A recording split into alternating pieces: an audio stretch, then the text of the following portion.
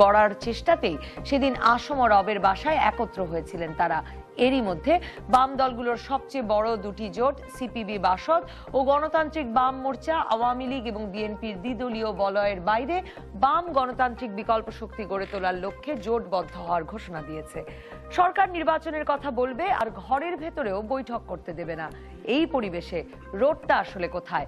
আর নিবন্ধন না থাকা অনেক দলের নিবন্ধনের আগ্রহ আর জোটভুক্ত হওয়া কি আগামী নির্বাচন অংশগ্রহণমূলক হওয়ার ইঙ্গিত? নির্বাচনকালীন সরকার নিয়ে মাথা ব্যথা ছাড়াই কি নির্বাচনে আসতে চায় বাদবাকি দলগুলো? এসব প্রশ্নের উত্তর খুঁজতে আজ রাজখান স্টুডিওতে আছেন বাংলাদেশ জাতীয় সংসদের চিফ হুইপ আসম ও ফিরোজ এমপি, নাগরিক ঐক্যের আহ্বায়ক মাহমুদুর রহমান মান্না এবং বিএনপির ভাইস চেয়ারম্যান অ্যাডভোকেট নিতাই রায় চৌধুরী। স্বাগত আপনাদের তিনজনকে। আসম ও ফিরোজ, আপনাকে দিয়েই শুরু করি। মানে রোডটা আসলে কোথায়, যে রোড ম্যাপ, যে প্রশ্ন বিএনপি মহাসচিব করেছেন, এই প্রশ্ন তো মনে হয় অনেকের মনেই, যে রোড কোথায়, মানে বিএনপি কিভাবে নির্বাচনে আসবে, কিংবা মাহমুদুর রহমান মান্নারা স্বাভাবিক সৌজন্য সাক্ষাৎ বা দুটো রাজনৈতিক আলাপ করতে চাইলে ঘরের ভেতরেও করতে পারবেন কিনা, তার কিছুই যখন ঠিক নাই, তখন কিসের নির্বাচনের রোড ম্যাপ? আসলে প্রথম যে প্রশ্নটা করেছেন সেই প্রশ্নের জবাবটা এইভাবে দিতে হবে, রোডে উঠলেই তো রোড ম্যাপের সন্ধান পাওয়া যাবে। আপনি রোডে না উঠে আপনি তো রোড ম্যাপের সন্ধান পাবেন না। নির্বাচন কমিশন কিন্তু কিছু কথা বলেছেন, নির্বাচন সুষ্ঠু, অবাধ এবং নিরপেক্ষ করার জন্য কিছু কিছু কথা বলেছেন। এর অর্থ এই নয় যে এটাই শেষ। উনি ওনার বক্তব্য দিয়েছেন যেহেতু নির্বাচনের শিডিউল ঘোষণা হয়নি, রোড ম্যাপের মধ্যে উনি 7টা দফা দিয়েছেন, 7টা কথা উল্লেখ করেছেন এবং এটা আলোচনা সমালোচনা আসবে, সবার সাথে আলোচনা করবে, দলের সাথে, নিবন্ধিত দল, সুশীল সমাজ, সবার সাথে আলোচনা করে এটা নির্ধারণ করা হবে। কাজে আমি মনে করি যে কথাগুলো আমাদের মির্জা ফখরুল সাহেব বলেছেন, এই কথাগুলো কিন্তু এই মুহূর্তে প্রযোজ্য নয়, যেহেতু আলোচনার সুযোগ আছে। আলোচনার দরজা নির্বাচন কমিশনার দিয়েছেন যে আমাদের আসবেন, আলোচনা হবে, আলোচনার পরেই, এইটাই কিন্তু শেষ না, এটা সূচনা মাত্র। তিনি বলেছেন ফখরুল ইসলাম আলমগীররা যা নিয়ে কথা বলতে চান তা কি নির্বাচন কমিশন সমাধান করতে পারবেন? মানে নির্বাচন সেটা তো রাজনৈতিক সমস্যা, এটা কিন্তু নির্বাচন কমিশনের সমস্যা নয়। সমস্যা হলো রাজনৈতিকভাবে এটা সমাধান দিতে হবে এবং এই সমাধানের পরে হয়তো নির্বাচন শিডিউল ঘোষণা করবে। নির্বাচন শিডিউল ঘোষণা করার পরে নির্বাচন কমিশনের ভূমিকা আমরা দেখব, তখন নির্বাচন কমিশন কি করে। এই মুহূর্তে আমরা এই নিয়ে আসলে কাদা ছেড়াছাড়ি করা ঠিক হবে না, কারণ অতীতে একটা ভুলের কারণে 2014 নির্বাচনে এই কিছু কথার জন্য কিন্তু নির্বাচনে বিএনপি আসতে বলল না। আমি মনে করি ওইরকম নয়। নির্বাচনের রোডম্যাপ ঘোষণা করা হয়েছে, ওখানে যে সমস্ত কথাগুলো বলা হয়েছে সে কথাগুলো বিএনপি প্রতিনিধিরা যাবে, ওনাদের প্রতিনিধি যাবে, সমস্ত রাজনীতির প্রতিনিধিরা যাবে, আলাপ আলোচনা করবে, দেন একটা সিদ্ধান্ত উপনীত হবে কিভাবে নির্বাচনটা অবাধ, নিরপেক্ষ এবং শক্তিশালী করা যায়। এই মুহূর্তে আমি মনে করি নির্বাচন কমিশনকে এই মুহূর্তে এইভাবে বলা, ঢালাওভাবে বলা কেউরই উচিত হবে না। আমিও সেভাবে তার পক্ষে সবাই গাবো না, কিন্তু আমি মনে করি এই জায়গাটা স্পর্শকাতর জায়গায়, এখানে আমাদের সবাই ভূমিকা রাখা ঠিক। অ্যাডভোকেট নিতাই রায় চৌধুরী, আপনারা আপনাদের মহাসচিব বলেছেনই সরাসরি, মানে রোড কেন দেখতে পাচ্ছেন না? আসম ফিরোজ এমপি বলছেন যে রোডে উঠলে সেনা রোড ম্যাপ দেখতে পাবেন, বা আপনারাও তো একটা রোড তৈরি করতে পারেন, মানে সমাধানের পথ কি সেটা তো আপনাদের দিক থেকেও একটা দিক নির্দেশনা আসতে পারে। হ্যাঁ, আসতে পারে। না, ধন্যবাদ আপনাকে। আসলে মূল ইস্যুটা কি? ইস্যুটা হলো আগামী নির্বাচন। এই নির্বাচনে দেশের জনগণের প্রবণতা কি? The vast majority people of this country ও the wide majority people of this country কি চায়? কি তারা একটা পরিবর্তন চায়। পরিবর্তন চায়, বর্তমান ব্যবস্থার পরিবর্তন চায় এবং বর্তমান শাসক গোষ্ঠীরও পরিবর্তন চায়। এই পরিবর্তন না, আমাকে বলতে দেন। এই যে পরিবর্তন চায়, এই পরিবর্তন তো চায় কি চায় না, সেটা তো একমাত্র ভোটের মাধ্যমে। রোড জনগণই তৈরি করে। আমি যদি আপনার কথাটি ধরি, তাহলে তো জনগণ প্রস্তুত, মানে আপনাদেরকে ভোট দিয়ে আনবার জন্য, তাহলে তো রোড প্রস্তুত।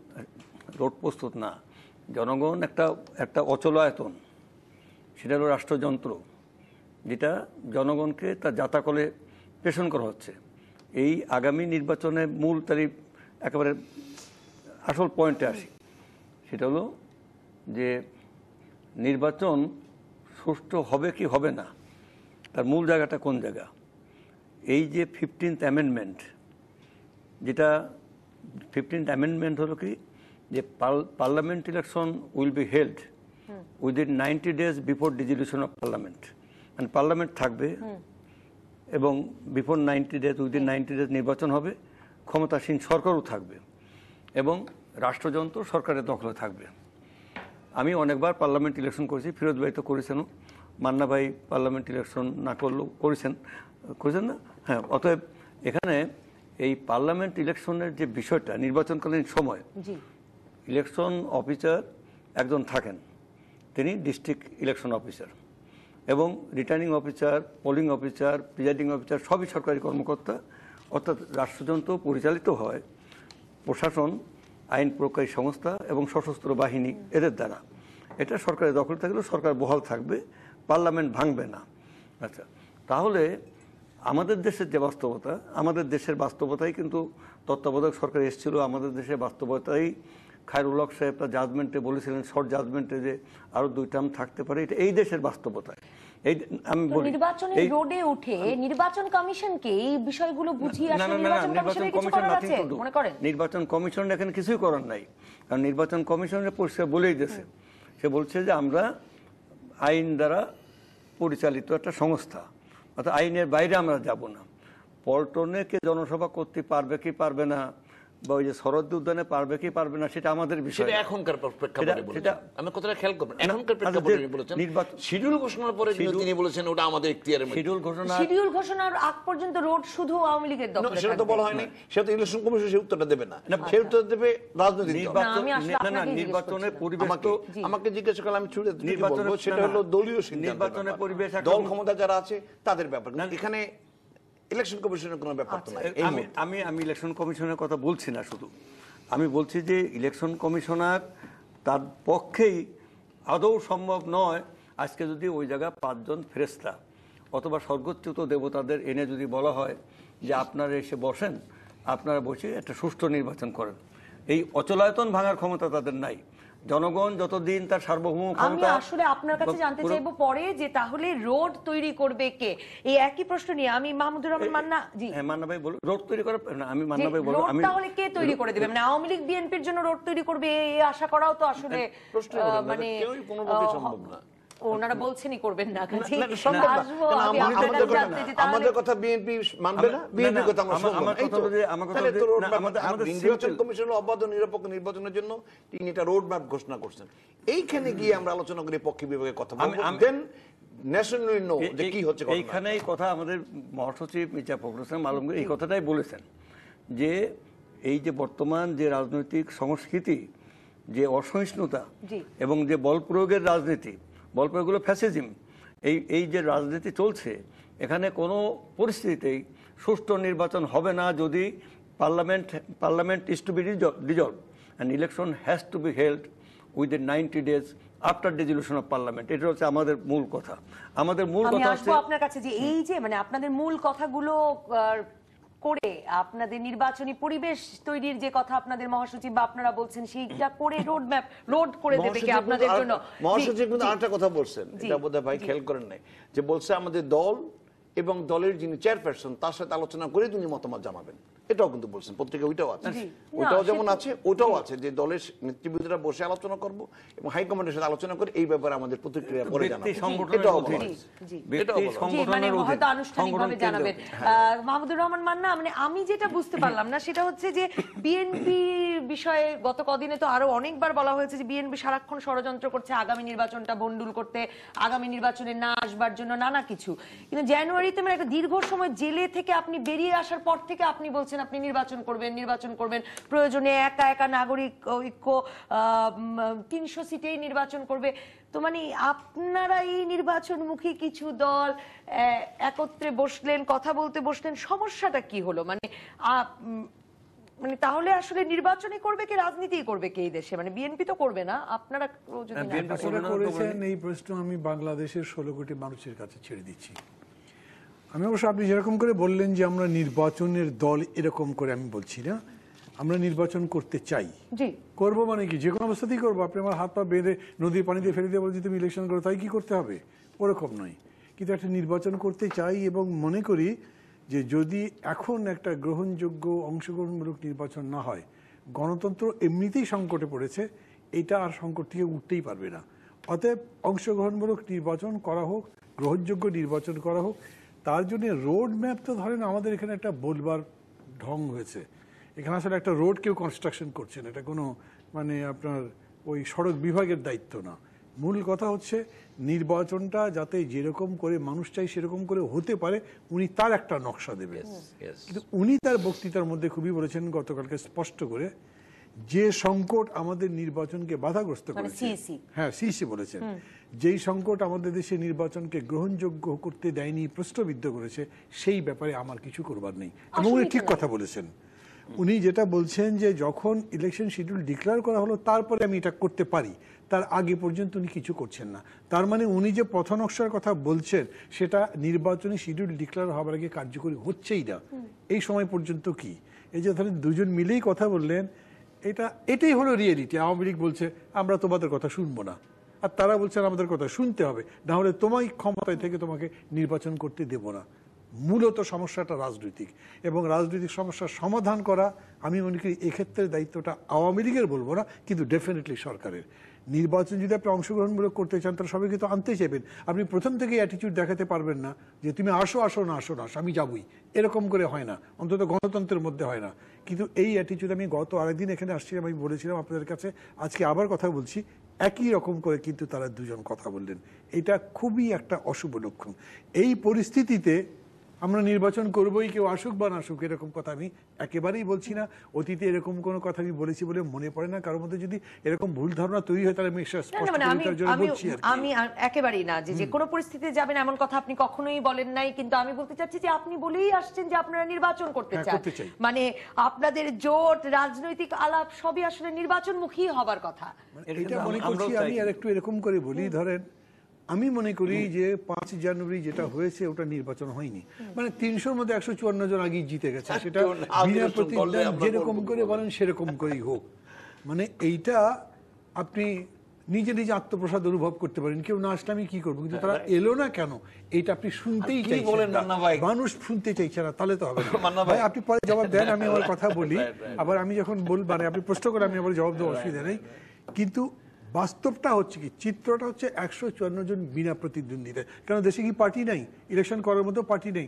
বিএনপি তারা 3 বার ক্ষমতায় ছিল, আর কেউ নাই। এখন যেভাবে কথা বলছে, এর আগেও আপনি বলেছেন যে এটা একটা অশুভ ইঙ্গিত। সেই অশুভ ইঙ্গিতের সময় কিছু রাজনৈতিক দল, মানে যারা ব্যক্তি হিসেবে যাদের প্রত্যেকে আপনারা গুরুত্বপূর্ণ রাজনৈতিক ব্যক্তিত্ব, আপনাদের দলের আকার আকৃতি সংখ্যা শক্তি নিয়ে প্রশ্ন থাকতে পারে, কিন্তু আপনার রাজনৈতিক ব্যক্তিত্ব হিসেবে গুরুত্বপূর্ণ এবং সুশীল সমাজের একজন গুরুত্বপূর্ণ প্রতিনিধিও আপনাদের সঙ্গে ছিলেন। এটা কি মনে করেন সরকারকে এক রকমের অস্বস্তিতে ফেলে কিনা? কারণ মানে প্রধানমন্ত্রী থেকে শুরু করে এই কম্বিনেশন তো আসলে পছন্দ করে না আওয়ামী লীগ, এটা স্পষ্ট করে তারা সবসময়। না, যদি তারা অস্বস্তি বোধ করবেন তাহলে তারা এটা করবেন কেন? খুবই স্পষ্ট হলো কি, কারণও আছে না আমি দেখি না, কিন্তু অস্বস্তি বোধ করবেন যদি নিজের মধ্যে স্বস্তি না থাকে, না হলে এটা অস্বস্তিকর কোনো কিছু না। ঈদের পরে এই রাজনৈতিক নেতাদের বা এই ব্যক্তিবর্গের একটা ঈদ পুনর্মিলনী হবে। জনাব আসম আব্দুর নিজে বলেছেন যে আমি আপনাদের চা খাওয়াতে চাই, আমার বাসায় আসেন। পরে আবার তার স্ত্রী বলেছেন যে না, এত বড় বড় মানুষ আসবে, আমরা ডিনার করাবো। তো ওইভাবেই আমরা গেছি। 7টা থেকে শুরু হয়েছে, 7টা আমি ধরেন গেছি 7:15 বা ইয়ের সময়, গিয়ে দেখি পুলিশ অফিসার একজন ভেতরে, তিনি বলছেন আপনারা এখানে মিটিং করতে পারবেন না। তো উনি ড্রয়িং রুমে আমরা বসছি, তো উনি জিজ্ঞেস করেছেন কেন করতে পারবো না, বলছে আমাদের পারমিশন লাগবে। তখন উনি বলছেন আমার ড্রয়িং রুমে আমি চা খাওয়ার জন্য ডেকেছি, ওনারা আসছেন, আরও আসবেন, আমরা বসে কথা বলবো, খাবো। এর মধ্যে মিটিংয়ের কি যদি বলেন যে মিট করছি তাহলে মিটিং, না হলে আমরা কথা বলছি, তার জন্য পারমিশন নেওয়ার দরকার লাগে না। কে বলেছে আপনাকে পারমিশন দিতে হবে? কিছুক্ষণ কথাবার্তার পরে উনি বলেছেন উপর থেকে বলা হয়েছে। উপরটা কে বলেন, আমরা কথা বলি, কোনো জবাব নেই, উনি বেরিয়ে গেছেন। এর মধ্যে প্রায় সবাই এসে গেছেন, তখনও ডক্টর বি চৌধুরী আসেননি। তারপরে আবার ঘন্টাখানি পরে সে এসছে, এসে বলছে আপনারা ইমিডিয়েটলি শেষ করেন, করে তারপরে চলে যান এখান থেকে। তখন আসমারও ব্যক্তিগতভাবে অপমানিত বোধ করেছেন। উনি বলেছেন আমার বাসায় আমি ডেকেছি, আমার রাইট আছে, এই বাসার মধ্যে আপনি পারমিশন ছাড়া ঢুকলেন কেন 2 বার আমার এখানে? আপনি আর ঢুকতে পারবেন না। আমি বলছি আপনাকে ঢুকবেন না, কথা বলবেন, আমি এখানে থাকবো, ওনারা থাকবেন, আমরা রান্না করব, খাবো, দরকার লাগলে সেই পর্যন্ত খাবো, আপনারা কিছু বলেন নেই, যা পারেন করেন, না হলে অ্যারেস্ট করে নিয়ে চলে যান আমাদেরকে। চলে গেলেন উনি। কেন করলেন? এটা কি হতে পারে যে একটা এএসআই, উনি এএসআই ছিলেন ওখানকার থানার, উনি নিজের সিদ্ধান্তে আমাদের এতজনকে এরকম করে অপমানিত করতে পারেন? নিশ্চয়ই নিজের সিদ্ধান্ত নিতে বলছেন উপর থেকে। দুঃখজনক বিষয় হলো এরপর আমি দেখলাম যে আওয়ামী লীগের সাধারণ সম্পাদক, উনি মন্ত্রী বটেন, উনি যেন আসমরকে ফোন করেছেন, পত্রিকায় বলেছেন যে উনি তো আমার নেতা ছিলেন, আমি তার সাথে কথা বলবো, এটা ঠিক জানি না আমি কি হয়েছে। আপনাকেও দেখতে গিয়েছিলেন, হ্যাঁ গেছেন, that is very nice of him. কিন্তু ওইটা উনি বলছেন যে আমি জানি না, কিন্তু ঘটনা তো ঘটেছে, তাহলে জানবেন তো, উনি একটা ব্যাখ্যা তো দেবেন। উনি দিক, দল দিক, সরকার দিক, বলবে যেন এটা হয়েছে, কারণ কোন লোকটা গেছে তো অদৃশ্য নয়। একটা বিরতিতে যাই, বিরতির পর আসমা ফিরোজ, এই প্রশ্নের উত্তর আমি আপনার কাছে, মানে আপনার ব্যাখ্যাটা কি আসলে, কেন এরকম একটি মানে রাজনীতি তাহলে বাংলাদেশে আসলে করতে পারবে কে? আর সরোয়ার্দী উদ্যানেও নয়, বৈঠকখানায়ও নয়, কোথায়? মানে এই কে এবং কোথায়, এই দুটো প্রশ্নের উত্তর আপনার কাছে নেব একটা বিরতির পর। দর্শক থাকুন রাজকাহনে, টেলিভিশনে, ফেসবুকে, ইউটিউবে। রাজকাহনে আসমা ফিরোজ এমপি, মাহমুদুর রহমান মান্নারা বাড়িতে বৈঠক করতে পারবেন না দুজন রাজনৈতিক বন্ধুর সঙ্গে, বিএনপি সরোয়ার্দী উদ্যানে সমাবেশ করতে পারবে না, তাহলে আসলে রোডে থাকবে কে? আর কোথায় বা সেই রোড, মানে ঘরেও না, সরোয়ার্দী উদ্যানেও না? ধন্যবাদ আপনাকে। আসলে কি প্রশ্নটা এমন একটা প্রশ্ন, একজন রাজনৈতিক সচেতন ব্যক্তির কাছে এই জবাবটা আমাকে দিতে গেলে অনেকে হয়তো আমাকে মিসআন্ডারস্ট্যান্ড করবে, এবং আমি এটাও বুঝি যে এই কথাটা হয়তো অনেকে, আমার মনের কথাটা অনেকে বিশ্বাসও করতে চাইবে না, কিন্তু ঘটনাটা আমি বলবো যে জামাত এবং বিএনপির সখ্য ছিল দীর্ঘদিনের একটা রাজনৈতিক বন্ধুত্ব। জামাতের বিরুদ্ধে যখন অ্যাকশনে গেল সরকার, স্বাধীনতা বিরোধী যারা মুক্তিযুদ্ধের সময় অনেক জঘন্যতম কাজ করেছেন, যুদ্ধ অপরাধ হিসেবে যখন চিহ্নিত করা হয়েছে, বিএনপি যখন মিটিং করে, আপনি নিশ্চয়ই লক্ষ্য করবেন, ভাই বিএনপি নেতা এখানে বসা আছেন, মান্না ভাই আছেন, আপনারাও দেখবেন টেলিভিশনে, আগে কিন্তু হাততালি হইতো। ইদানিং বিএনপি মিটিং কিন্তু হাততালি হয় না। মিটিং হচ্ছে কোথায়? যেখানে মিটিং হয় আগে হাততালি হইতো, আমাদের মতো আওয়ামী লীগ বিএনপি হাততালি দিয়ে মিটিংটা হইতো।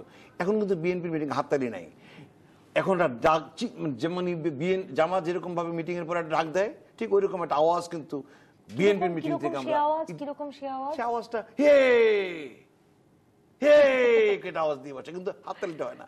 এটা কিন্তু জামাতের কাছ থেকে শিক্ষা নিচ্ছে। এটা আমরা ভাবছি যদি এরকম কোন একটা মিটিং সরার উদ্যানে দেই, আর সেখানে যদি কোন রকম যদি ওই 21শে আগস্টের মতো, মানে কি বলে আগস্ট মাসে যে ঘটনা ঘটেছিল আওয়ামী লীগ অফিসের সামনে, 21শে আগস্ট গ্রেনেড হামলা, ওরকম যদি ঘটনা ঘটে, তাহলে সমস্ত দোষটা আমাদের কাঁধে আসতে পারে।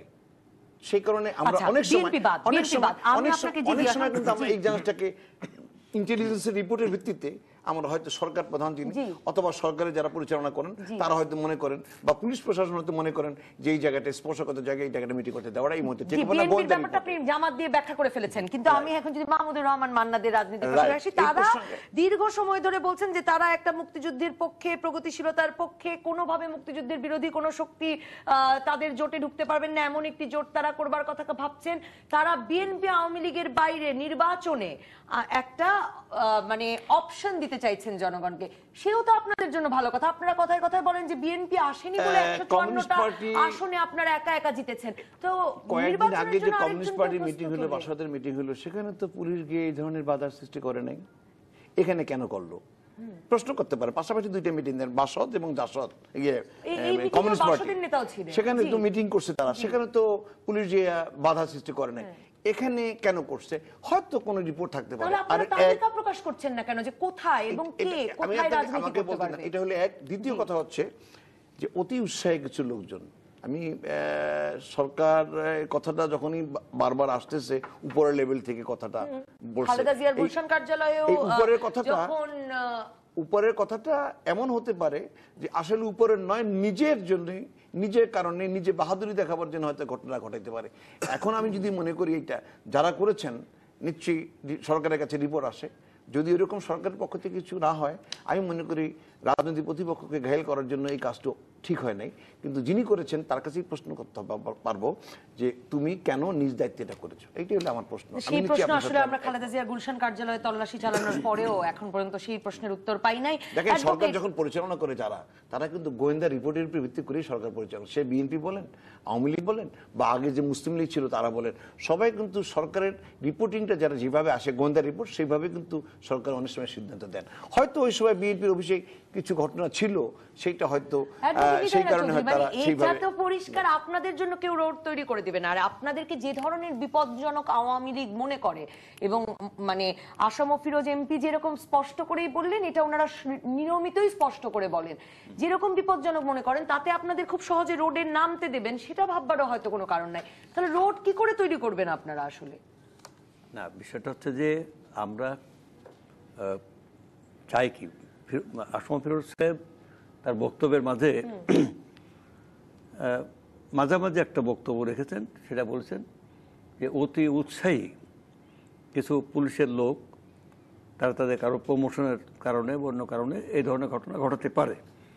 যেমন আসম আব্দুর রবের বাসায় যে অনাকাঙ্ক্ষিত ঘটনা গোটা জাতিকে কিন্তু স্তম্ভিত করেছে, বা বেগম জিয়ার বাসায় মানে বিএনপি চেয়ারপারসনের বাসায় হঠাৎ করে পুলিশ ঢুকে যেটা এটা ইয়ে করেছে গুলশান কার্যালয়। এখন যদি তাই হয়, যেমন নির্বাচন সংশ্লিষ্ট ক্ষেত্রে নির্বাচনের দিন এবং পরের দিন খবর বেরোয় যে ওইখানে পুলিশের লোক ব্যালট বক্সে ব্যালট পেপারে সিল দিয়ে ব্যালট পেপার ভরেছে, সেখানে প্রিজাইডিং অফিসার সিল দিয়েছে, এরকম নানান কথা আছে।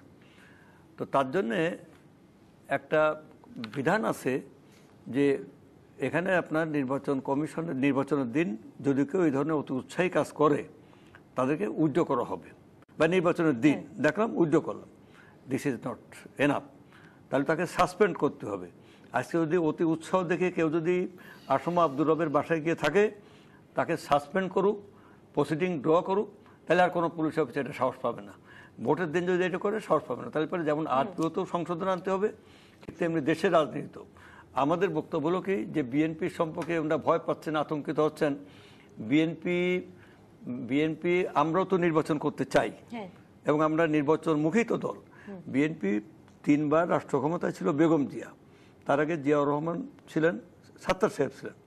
তাহলে বিএনপি একটি নির্বাচনে বারবার ক্ষমতায় এসেছেন। এখনই যেখানে ভোট হচ্ছে সেখানে আপনার সিটি কর্পোরেশন নির্বাচনগুলোর দিকে তাকান, আপনার খুলনায় বিএনপি, গাজীপুরে বিএনপি, কুমিল্লায় বিএনপি, বরিশালে বিএনপি, রাজশাহীতে বিএনপি, বাংলাদেশের সমস্ত বার অ্যাসোসিয়েশনের বিএনপি আসছে। এখানে বাংলাদেশে আগামী নির্বাচনও অধিকাংশ বারে আগামী নির্বাচন যদি সঠিক হয়, জি আপনারা বারবারই বলছেন জনগণ একটা পরিবর্তন চাচ্ছে, অচলায়তন ভাঙতে চাচ্ছেন। আপনাদের নেত্রী ইফতার আয়োজনে, দলীয় ইফতার আয়োজনে এটা বলেছেন স্পষ্ট যে আগামীবার বিএনপি আসবে ক্ষমতায়, কিন্তু তারপরে এবং সর্বত্র আপনাদের নির্বাচনী সাফল্যের কথাও বলছেন, রোডের উপর ভরসা রাখছেন না কেন? তাহলে পার্লামেন্ট ইলেকশন কেন 14 তারিখে আমরা গেলাম না, কেন 14 সালের 5ই জানুয়ারি আমরা গেলাম না? সেখানে আমাদের মানে স্পষ্ট বক্তব্য ছিল, যেমন এটা আমাদের এখনকারও বক্তব্য। আজকে আমরা একটি অংশগ্রহণমূলক প্রতিদ্বন্দ্বিতাপূর্ণ নির্বাচন চাই, যে নির্বাচনে এদেশের জনগণ তার সার্বভৌম ক্ষমতাটা প্রয়োগ করতে পারে। জনগণের সার্বভৌম ক্ষমতাটা, দেশের সার্বভৌম ক্ষমতা থাকে জনগণের হাতে। All power of the state vested to the people. এবং বাংলাদেশ হচ্ছে একটি সার্বভৌম প্রজাতন্ত্র, পিপলস রিপাবলিক, জনগণের রিপাবলিক। তো এই যে জনগণ তার সার্বভৌম ক্ষমতা প্রয়োগ করে একমাত্র ভোটের মাধ্যমে যে দল বেশি সিট পায়, they will form the government and government will be called the government of the people's republic of Bangladesh. তো সেই জনগণ আপনার যদি ভোট না দেয় এবং ভোট ছাড়া যদি কেউ গভর্নমেন্ট ফর্ম করে, দ্যাট গভর্নমেন্ট হয়তো বলবেন যে রাষ্ট্রযন্ত্র যার দখলে সেই সরকার। আজকে মুস্তাকের দখলে ছিল মুস্তাক সরকার।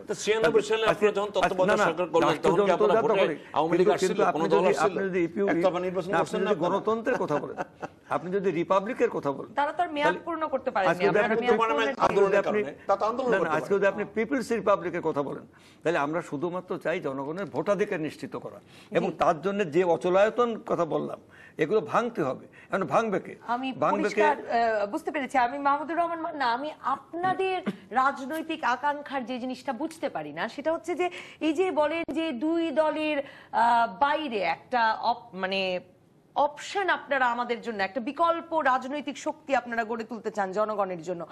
আমার প্রশ্ন হচ্ছে যে আসলে কি সেটা সম্ভব? মানে যে সবচেয়ে বড় রাজনৈতিক সংকট এখন বাংলাদেশে, মানে রাজনৈতিক সমস্যা যদি এটা বলি যে আগামী নির্বাচনটাও অংশগ্রহণমূলক হবে কি হবে না, সেই সিদ্ধান্ত তো শেষ পর্যন্ত আসলে আওয়ামী লীগ বিএনপির।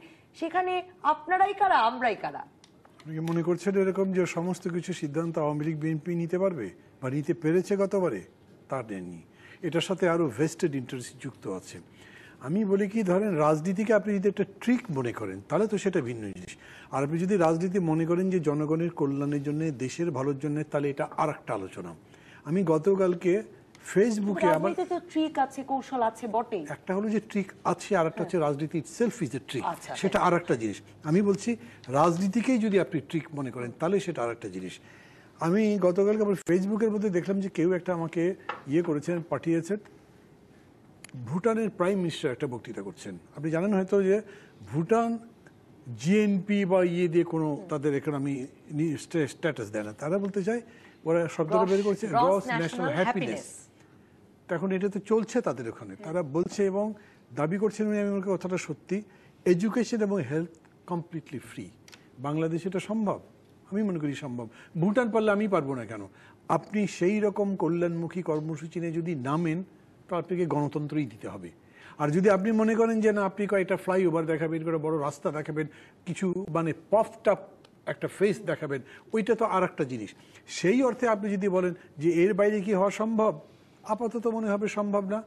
কিন্তু এটাই যুগে যুগে দেখা গেছে। আইয়ুব খান 10 বছর টেকার পরে পারেননি, আন্দোলনে চলে গেছেন। হোসেন মোহাম্মদ এরশাদ সবচেয়ে বেশি ছিলেন 9 বছর, 4 তারিখে বক্তৃতা করেছেন তার রোড আওয়ামী লীগ বিএনপি দুদলই যদি শায়েস্তা হয় তখন তো আসলে জনগণের বড় ধরনের বিপদ হয়। মানে সেটাও তো একেবারে 1-11 থেকে যদি আমরা শিক্ষা নেই তাহলেও 1-11-তে তো শায়েস্তা হয়নি, শেষ পর্যন্ত কম্প্রোমাইজ করে ক্ষমতা একদিকে তারা দিয়ে গেছে। কিন্তু আপনি ডেমোক্রেটিক ব্যাপারটা যদি দেখেন তাহলে ফ্রান্স দেখেন, মূল দুটো দল পারলো না, নতুন একটা লোক জিতলো। আপনি দিল্লির এই ঘটনা দেখেন, আম আদমিটা দেখেন, অথবা আমি মনে করি যে ধরেন ক্ষমতা যেতে পারলো না, তারপরে ব্রিটিশ ইলেকশনের রেজাল্টটা দেখেন, সেখানে তো লেবার পার্টি বা লিবারেল ডেমোক্রেটিক পার্টি তারা তো গভর্নমেন্ট করতে পারছে না। অনেকে বলল যে লেবার পার্টি সেই কট্টর বামপন্থী লোকটারই বরং এক রকমের জয় হলো, যেভাবে সে তার ভোট বাড়িয়ে নিল। না, আমি তার চেয়ে মনে করি একটা অল্টারনেটিভ ওইখানে শক্তি দাঁড়িয়েছে যাদের ছাড়া গভর্নমেন্ট করা যাচ্ছে না।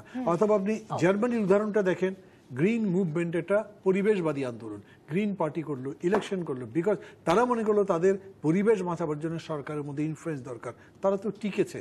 আমরা শুধুমাত্র এখানে একটা দুটো উদাহরণ দেখলে কিন্তু চলবে না, কারণ খেয়াল করে আমাদের দেশের বিপরীতধর্মী কিছু বিষয় আছে। আমরা যুক্ত ফ্রন্ট করেছিলাম মুসলিম লীগের পতন ঘটাবার জন্য, কিন্তু এত বড় স্বাধীনতা আন্দোলন কিন্তু বঙ্গবন্ধু ঐক্যবদ্ধ আন্দোলনের কথা বলেনি নেই। দুটোই ঠিক ছিল, ওইটাও ঠিক ছিল জেতার জন্য, আবার এইভাবে করে উনি একক নেতৃত্বে এতদূর পর্যন্ত যেতে পেরেছেন।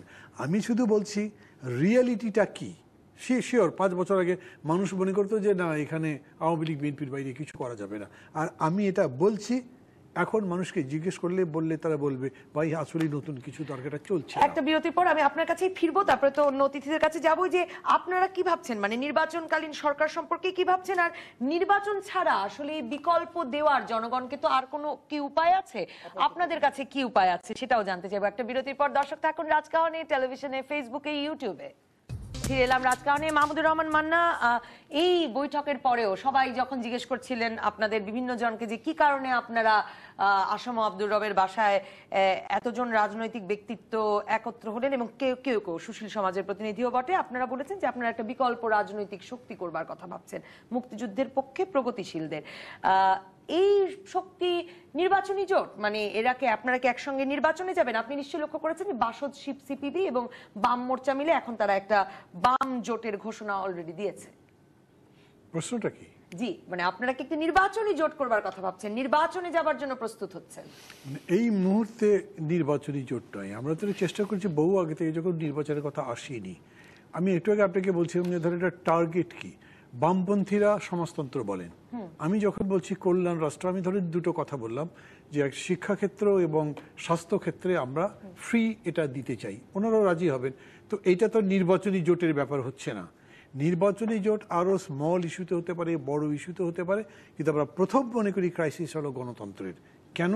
আমি একটু আগেই বলেছি 2014 5 জানুয়ারি নিয়ে নির্বাচন নিয়ে ক্রাইসিসটাকে আপনারাও মনে করেন নির্বাচনকালে কিরকম সরকার থাকবে সেটাই মূল ক্রাইসিস? আপনাদের কাছে মূল ক্রাইসিস কি? ধরেন এখন অ্যাটিচিউডটা যদি এরকম হতো যে বিএনপি আর আওয়ামী লীগ বসে আলাপ আলোচনা করে বলতো ঠিক আছে আমরা মেনে নিলাম, এইভাবেই ভোট হবে, দুই দল, তারা পুরো দেশ মেনে নিত।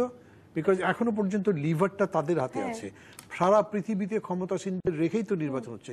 কিন্তু এইখানে পরিস্থিতিটা ঘটনা পরম্পরায় এমন হয়েছে যে কেউ কাউকে বিশ্বাস করতে পারে না। আমরা একটা কথাই জন্য বলি যে এই দুই দলের হাতে দেশেরই কোনো নিরাপত্তা নেই। ভোট কি টোটাল টাচ, আপনি গণতন্ত্র বলেন, তারপরে স্বাধীনতা সার্বভৌমত্ব প্রশ্ন বলেন, ভোটের কথা বলেন, কোনো দিকে নিরাপত্তা পাবেন না। সমস্ত কিছুতেই সংঘাত হবে, সমস্ত কিছুতে একটা অনিশ্চয়তা তৈরি হবে। অতএব আমরা বলছি যে এই দুটোকে বাদ রেখে, বাইরে রেখে, আলাদা রেখে আমরা আমাদের মতো একটা দল করতে চাই, জোট করতে চাই, যেটা এই সমস্ত পয়েন্টগুলো অ্যাড্রেস করতে পারবে। এখন বলি এটা হলো আন্দোলন, কিন্তু নির্বাচনকে শুধু নির্বাচন ভাববার তো কোনো কারণ নেই। সবচেয়ে বড় কথা হচ্ছে 6 দফার ভিত্তিতে যে নির্বাচনে বঙ্গবন্ধু অংশ নিলেন, সেটা কি ছিল? পার্ট অফ মুভমেন্ট ছিল। ওই নির্বাচনে যদি উনি না জিততেন তাহলে সারা বাংলার একক নেতা হতে পারতেন না, এবং সেটা নির্বাচন করেই উনি এই আন্দোলনের নেতা হয়েছেন, যে আন্দোলন শেষ পর্যন্ত স্বাধীনতায় গেছে। তাহলে আপনারা আমাদেরকে যে বিকল্প দেওয়ার কথা বলছেন, বিকল্পটা দেবেন কি করে? নির্বাচনও হতে পারে, হতে পারে, আর কি আছে? আন্দোলনও হতে পারে, হতে পারবে না কেন? 69-এ তো আন্দোলন করেই হয়েছে, কিন্তু আন্দোলন করে ক্ষমতাটা আপনি পরিবর্তন করেছেন। নতুন সরকার গঠন কিন্তু আন্দোলন করে করতে পারেননি, তার জন্য ভোট করতে হয়েছে। সোভিয়েত ইউনিয়ন বিপ্লব করে, সেই আন্দোলন তো বিপ্লব আরো বৃহত্তর ঐক্য হতে পারে। আপনাদেরও যদি রোড নিয়ে সমস্যা থাকে, তাহলে সেই আন্দোলন তো বিএনপির সঙ্গে ঐক্যবদ্ধভাবেও হতে পারে। মানে সেখানে তো আপনাদের একই গোল। সে কারণে আওয়ামী লীগের অস্বস্তি বা হাইকমান্ডের নির্দেশে পুলিশি অভিযান আপনাদের বৈঠকখানায়। এখন হাইকমান্ডের নির্দেশে হয়েছে এরকম ভাববার কারণ হচ্ছে, কিন্তু আমি বলবো না যে না, তারাই করেছেন, এটা তারা পরিষ্কার করুক। কিন্তু যে প্রশ্নটা আপনি করেছেন ঠিকই, তো আপনি গণতন্ত্রের জন্য লড়াই করছি, তাহলে বিএনপির সঙ্গে হতে পারবে না কেন? কিন্তু বিএনপিকে তো আমরা আগেও দেখেছি, মানে যে নির্বাচনে যে প্রশ্ন তারা এখন তুলছেন সেরকম নির্বাচন তারা তো করেছেন। তাছাড়াও ধরেন যে সমস্ত অভিযোগ আজকের সরকারের ব্যাপারে আছে, তার অনেক অভিযোগ বিএনপি যখন সরকারে ছিল তখন ছিল, এবং আমরা এই ব্যাপারে নিশ্চিত যদি আবার বিএনপি ক্ষমতায় যায় তাহলে একই ঘটনার পুনরাবৃত্তি যে হবে না। কিরকম করে ধরেন আমি আপনাকে চিনি কেমন, চলতে চলতে কথা বলতে বলতে মিশতে মিশতে বুঝি আপনি কেমন মানুষ। তা আমরাও এত বছর ধরে পথ চলছে, রাজনীতির পথ, কখনো আপনি ডাইরে যাচ্ছেন, কখনো বাঁয়ে যাচ্ছেন, তো আমি কি বিএনপিকে দেখছি না, আওয়ামী লীগকে দেখছি না? আমি এটা মনে করছি না যে আওয়ামী লীগের রিপ্লেসমেন্ট বিএনপি, সো তাদের সঙ্গে জোট বাঁধতে হবে কেন? আমরা আমাদের মতো শক্তি তৈরি করছি, যদি পারি তাহলে একলাই ক্ষমতা নেব, যদি না পারি তো যদি কারোর সঙ্গে মিলে হয় তখন হয়তো আমরা একটা প্রোগ্রাম বলবো, দেখো এই এই জিনিস বাস্তবায়ন করবে, তার পক্ষে আমরা থাকবো। আমি আপনার কাছে আসবো, কিন্তু আমি অ্যাডভোকেট নিতাই রায়চৌধুরীর কথা শুনেই আসি, কারণ আপনি হয়তো দুজনেরই উত্তর দিতে চাইবেন। অ্যাডভোকেট নিতাই রায়চৌধুরী, আমার মাঝে মাঝে মনে হয় যে একে তো মানে জোট, ঐক্য, নির্বাচন, নানা রকম কথা হচ্ছে, কিন্তু বিএনপির সঙ্গে মানে এটা রামপালি হোক আর নির্বাচনকালীন সরকারি হোক, মানে কেউ গিয়ে বলবে যে আমি বিএনপির সঙ্গে একমত এবং বিএনপির সঙ্গে আন্দোলনে থাকতে চাই, বা বিএনপির সঙ্গে আমি এই বিষয় নীতিগতভাবে একমত আছি, এটা বলবার মতো পরিস্থিতি, রাজনৈতিক পরিস্থিতিও কি এখন বাংলাদেশে আছে কিনা? না, ব্যাপারটা যে রাজনৈতিক পরিস্থিতি এখন যেটা চলছে, এটা আপনার এক কথায় বলা যায় যে দেশের সব কিছুই একেবারে ধ্বংসপ্রাপ্ত হয়ে দেশ এবং জাতি একটা অতলান্তিক সমুদ্রের মাঝে ডুবে যাওয়ার কাছাকাছি চলে গেছে। কারণ রাজনীতি হচ্ছে অর্থনীতির নির্যাস। Politics is the concentrated expression of economy. দেশের অর্থনীতির মেরুদণ্ড সম্পূর্ণরূপে ভেঙে পড়েছে। সমস্ত সরকারি ব্যাংক, বিমা, আর্থিক লগ্নিকারী প্রতিষ্ঠানগুলো কোথাও 20,000, 25,000, 15,000 কোটি টাকা করে প্রকাশ্য নগ্ন প্রকাশ্য দুর্নীতি হয়ে গেছে। এবং এই যে লুটের দেশ ধ্বংস হয়ে যাচ্ছে, কিন্তু দেশ ধ্বংস হয়ে গেলে আপনারাই যে আবার জনগণকে আমাকে বলতে দেন।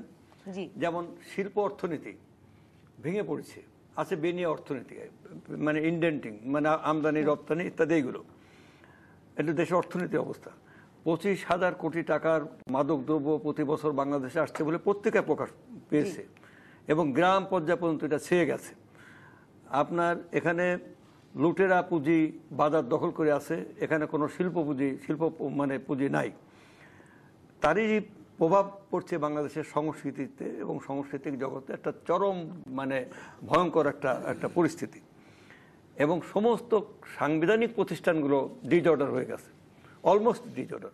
আজকে নির্বাচন commission, public service commission, university grant commission, তারপর আপনার দুর্নীতি দমন কমিশন, সিভিল ব্যুরোক্রেসি এবং police administration, and at the same time judiciary, the highest man of the judiciary, chief of the judiciary, তিনি নিজে বলছেন যে লোয়ার জুডিশিয়ারি দখল হয়ে গেছে, মানে কি বলে কবজা হয়ে গেছে, হায়ার জুডিশিয়ারির দিকে যাচ্ছে। তাহলে এই পরিস্থিতিতে আজকে বাংলাদেশে মানে সব যদি ডিজঅর্ডার হয়, তাহলে who will bring the country in order? Somebody somebody must bring the country in order. তা আমরা সেই অর্ডারে আনার জন্য বৃহত্তর ঐক্যের ডাক দেব এবং দিয়েছি। না না, সেটা আপনারা হোলির ঘটনার পর গত জুলাইয়ে ডাক দিলেন, ব্যর্থ হলেন, তার আগেও এক দফা চেষ্টা হয়েছে, মানে কি কেউ তো আপনাদের সঙ্গে থাকতে মানে যেতে চায় না। কোন ক্ষেত্রে নাগরিক ঐক্যের সাথে আমাদের এগ্রিমেন্ট হতে পারে, কোন ক্ষেত্রে ডিসএগ্রিমেন্ট হতে পারে, কোন ক্ষেত্রে বিকল্প ধারার সাথে হতে পারে।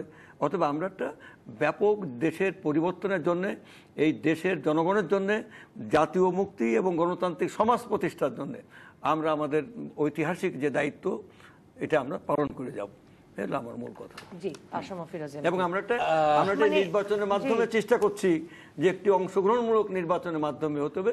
তার আগে যে আপনি তো বারবারই পরিষ্কার করছেন যে তফসিলের আগে আসলে নির্বাচন কমিশনের কিছু করবার নেই, তার মানে নির্বাচনের তারিখ ঘোষণার 3 মাস আগে, তার আগে কিছু করবার নেই, তার মানে তার আগে পর্যন্ত বিএনপি কিংবা নাগরিক ঐক্য বা কেউই আসলে তেমন ভাবে রাজনৈতিক কর্মকাণ্ড করতে পারবে না। ধন্যবাদ। যেহেতু আমি সরকারি দলের একজন প্রতিনিধি, আমার ডানে যিনি আছেন, বায়ে যিনি আছেন, তাদের সুর অনেকটা একই রকম, মানে আওয়ামী বিরোধী।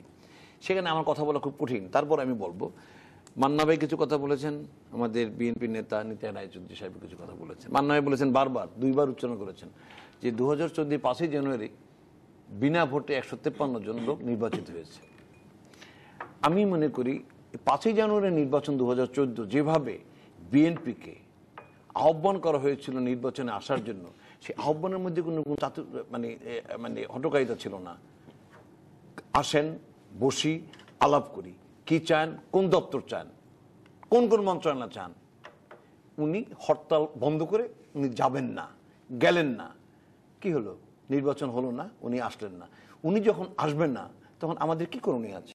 সংবিধানের মোতাবেক আমরা নির্বাচন করেছি, আমরা সরকার গঠন করেছি, আন্দোলন করেছে, মানুষ পুড়েছে, বাস, মানুষ, গাছপালা, এমন কোনো অঙ্গ প্রত্যঙ্গ নাই মানুষের জ্বালায় পোড়ায় দেয় না ওনারা।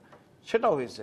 বার্ন ইউনিট খোলা হয়েছে ওনাদের কারণে, বার্ন ইউনিট খোলা হয়েছে। কথায় কথায় একদিকে আপনারা নির্বাচনকালীন সরকার নিয়ে কোনো কথা বলছেন না, মানে বিএনপির যেটা দাবি মূল তা নিয়ে কোনো কথা বলছেন না, আর কথায় কথায় বলছেন যে বিএনপি নির্বাচন ভন্ডুল করতে চায়।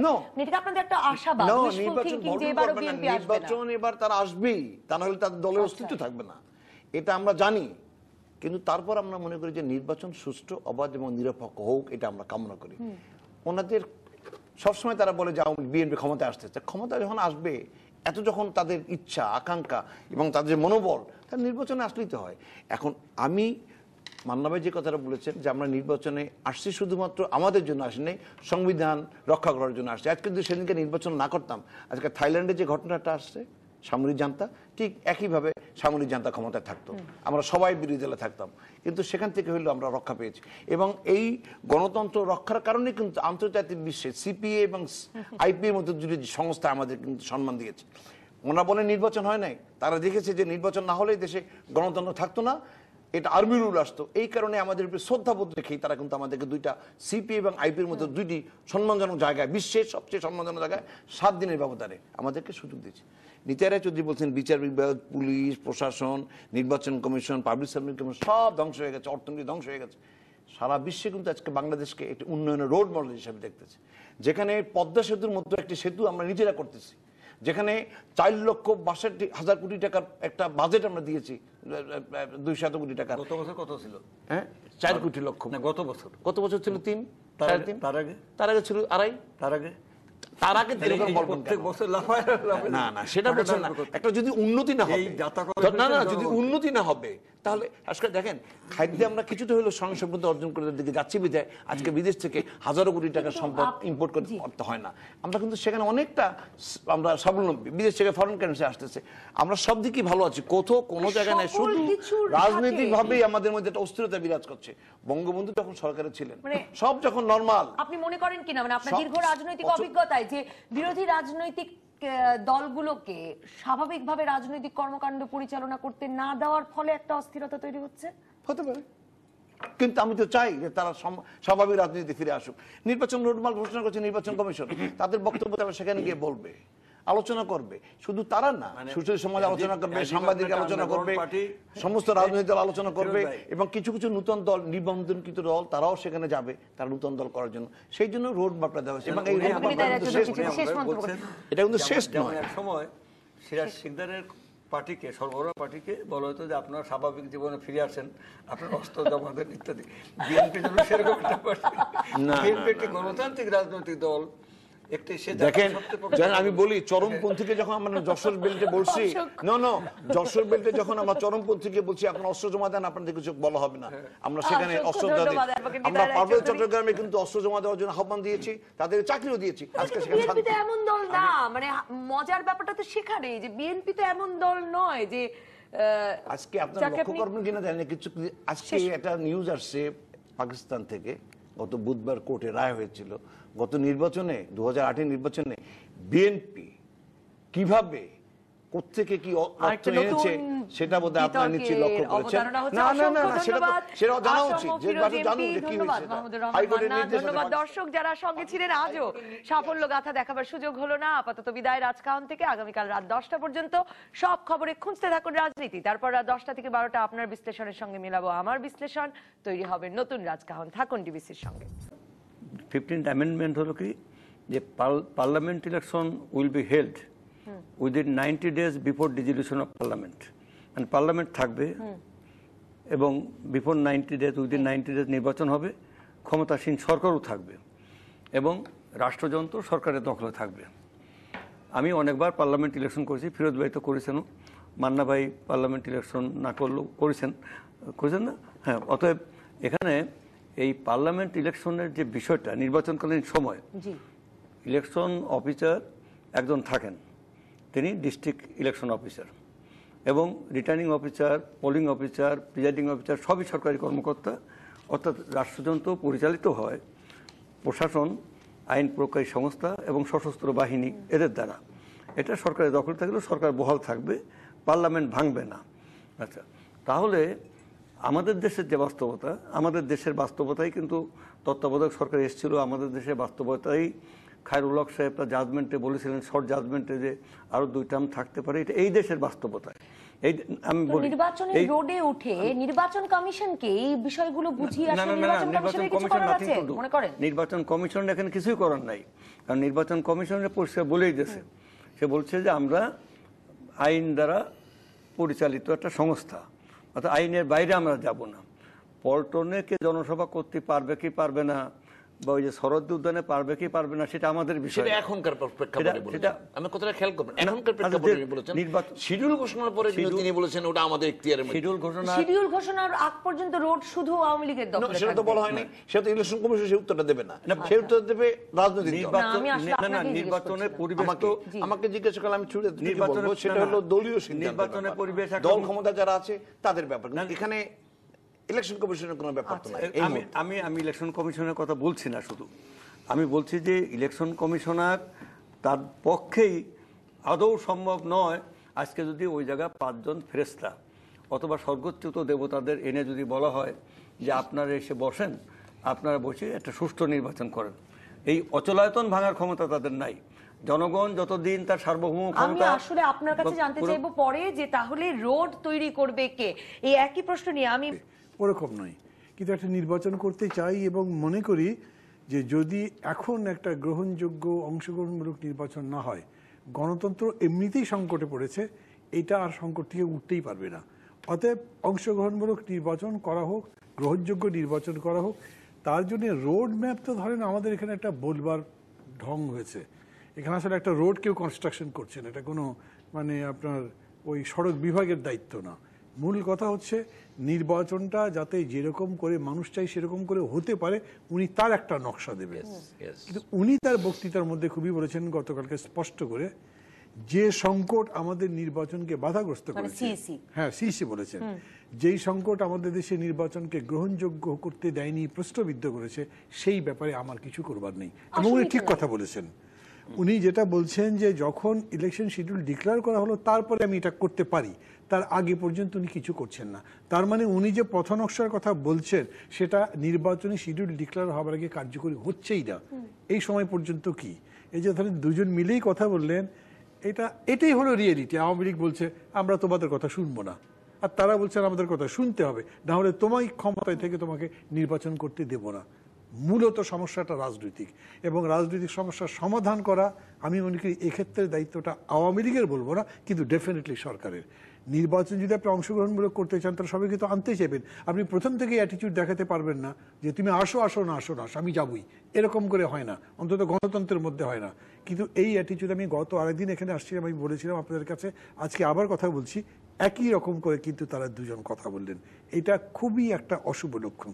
এই পরিস্থিতিতে আমরা নির্বাচন করবোই, কেউ আসুক বা না আসুক, এরকম কথা আমি একেবারেই বলছি না।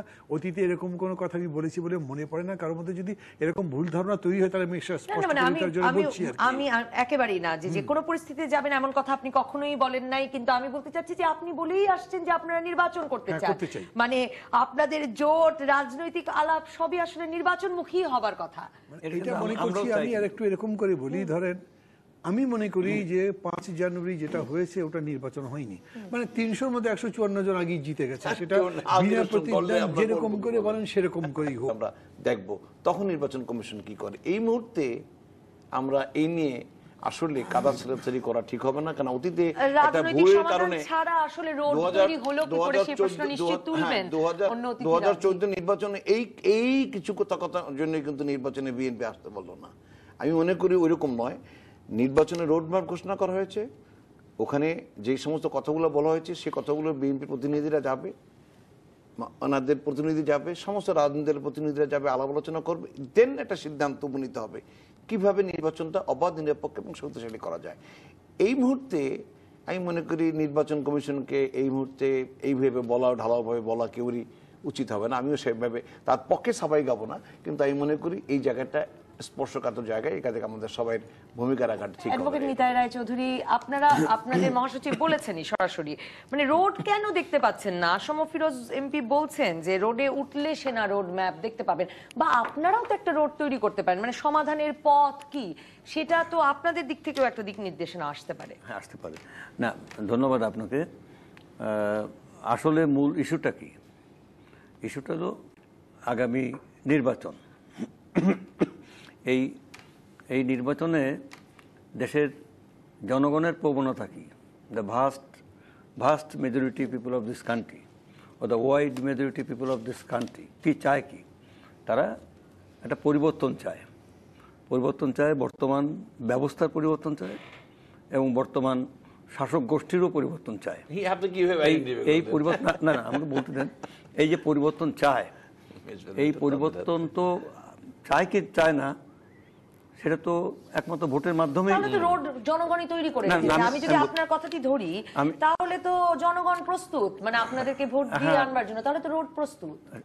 রোড প্রস্তুত না, জনগণ একটা অচলায়তন, সেটা হলো রাষ্ট্রযন্ত্র, যেটা জনগণকে তার জাতাকলে প্রেষণ করা হচ্ছে। এই আগামী নির্বাচনে মূল তারিখ একেবারে আসল পয়েন্টে আসি, সেটা হলো যে নির্বাচন সুষ্ঠু হবে কি হবে না, তার মূল জায়গাটা কোন জায়গা? এই যে 15th অ্যামেন্ডমেন্ট, যেটা মাহমুদুর রহমান মান্না, জি হ্যাঁ, মান্না ভাই বল, রোড তৈরি করা না, আমি মান্না ভাই বলবো, আমি তাহলে কে তৈরি করে দিবে? মানে আওয়ামী লীগ বিএনপির জন্য রোড তৈরি করবে এই আশা করাও তো আসলে মানে সম্ভব না। ওনারা বলছেনই করবেন না। আমাদের কথা বিএনপি মানবে না, বিএনপি কথা আমরা শুনবো না। আমাদের নির্বাচন কমিশন অবাধ নিরপেক্ষ নির্বাচনের জন্য তিনি একটা রোড ম্যাপ ঘোষণা করছেন। এইখানে গিয়ে আমরা আলোচনা করি পক্ষে বিভাগে কথা বলবো, দেন ন্যাশনালি নো যে কি হচ্ছে। এইখানে এই কথা আমাদের মহাসচিব মির্জা ফখরুল ইসলাম আলমগীর এই কথাটাই বলেছেন যে এই যে বর্তমান যে রাজনৈতিক সংস্কৃতি, যে অসহিষ্ণুতা এবং যে বল প্রয়োগের রাজনীতি, বল প্রয়োগ হলো ফ্যাসিজম, এই যে রাজনীতি চলছে, এখানে কোনো পরিস্থিতিতেই সুষ্ঠু নির্বাচন হবে না যদি parliament is to be dissolve and election has to be held within 90 days after dissolution of parliament. এটা হচ্ছে আমাদের মূল কথা। আমাদের মূল কথা হচ্ছে আপনার কাছে যে এই যে মানে আপনাদের মূল কথাগুলো করে আপনাদের নির্বাচনী পরিবেশ তৈরির যে কথা আপনাদের মহাসচিব বা আপনারা বলছেন, সেইটা করে রোড করে দেবে কি আপনাদের জন্য? মহাসচিব কিন্তু আরেকটা কথা বলছেন, এটা বোধহয় ভাই খেয়াল করেন নাই, যে বলছে আমাদের দল এবং দলের যিনি চেয়ারপারসন তার সাথে আলোচনা করে তিনি মতামত জানাবেন, এটাও কিন্তু বলছেন পত্রিকা, ওইটাও আছে, ওইটাও যেমন আছে ওইটাও আছে যে দলের নেতৃবৃন্দরা বসে আলোচনা করব এবং হাইকমান্ডের সাথে আলোচনা করে এই ব্যাপারে আমাদের প্রতিক্রিয়া পরে জানাবো। এটাও বলা হয়েছে। মানে হয়তো আনুষ্ঠানিকভাবে জানাবেন। মাহমুদুর রহমান মান্না, মানে আমি যেটা বুঝতে পারলাম না সেটা হচ্ছে যে বিএনপি বিষয়ে গত কদিনে তো আরো অনেকবার বলা হয়েছে যে বিএনপি সারাক্ষণ ষড়যন্ত্র করছে আগামী নির্বাচনটা ভণ্ডুল করতে, আগামী নির্বাচনে না আসবার জন্য নানা কিছু। কিন্তু জানুয়ারিতে মানে একটা দীর্ঘ সময় জেলে থেকে আপনি বেরিয়ে আসার পর থেকে আপনি বলছেন আপনি নির্বাচন করবেন, প্রয়োজনে একা একা নাগরিক ঐক্য 300 সিটেই নির্বাচন করবে। তো মানে আপনারা এই নির্বাচনমুখী কিছু দল একত্রে বসলেন, কথা বলতে বসলেন, সমস্যাটা কি হলো? মানে মানে তাহলে আসলে নির্বাচনই করবে কে, রাজনীতি করবে কে এই দেশে? মানে বিএনপি তো করবে না, আপনারা যদি না করেছেন এই প্রশ্ন আমি বাংলাদেশের 16 কোটি মানুষের কাছে ছেড়ে দিচ্ছি। আমি অবশ্য আপনি যেরকম করে বললেন যে আমরা নির্বাচনের দল, এরকম করে আমি বলছি না, আমরা নির্বাচন করতে চাই। জি, করবো মানে কি, যে কোনো অবস্থাতেই করবো। আপনি আমার হাত পা বেঁধে নদীর পানিতে ফেলে দিয়ে বলছি তুমি ইলেকশন করো, তাই কি করতে হবে? করার চেষ্টাতেই সেদিন আসম ও রবের বাসায় একত্র হয়েছিলেন তারা। এরই মধ্যে বাম দলগুলোর সবচেয়ে বড় দুটি জোট সিপিবি বাসদ ও গণতান্ত্রিক বাম মোর্চা আওয়ামী লীগ এবং বিএনপির দ্বিদলীয় বলয়ের বাইরে বাম গণতান্ত্রিক বিকল্প শক্তি গড়ে তোলার লক্ষ্যে জোটবদ্ধ হওয়ার ঘোষণা দিয়েছে। সরকার নির্বাচনের কথা বলবে আর ঘরের ভেতরেও বৈঠক করতে দেবে না। এই পরিবেশে রোডটা আসলে কোথায়? আর নিবন্ধন না থাকা অনেক দলের নিবন্ধনের আগ্রহ আর জোটভুক্ত হওয়া কি আগামী নির্বাচন অংশগ্রহণমূলক হওয়ার ইঙ্গিত? নির্বাচনকালীন সরকার নিয়ে মাথা ব্যথা ছাড়াই কি নির্বাচনে আসতে চায় বাদবাকি দলগুলো? এসব প্রশ্নের উত্তর খুঁজতে আজ রাজখান স্টুডিওতে আছেন বাংলাদেশ জাতীয় সংসদের চিফ হুইপ আসম ও ফিরোজ এমপি, নাগরিক ঐক্যের আহ্বায়ক মাহমুদুর রহমান মান্না এবং বিএনপির ভাইস চেয়ারম্যান অ্যাডভোকেট নিতাই রায় চৌধুরী। স্বাগত আপনাদের তিনজনকে।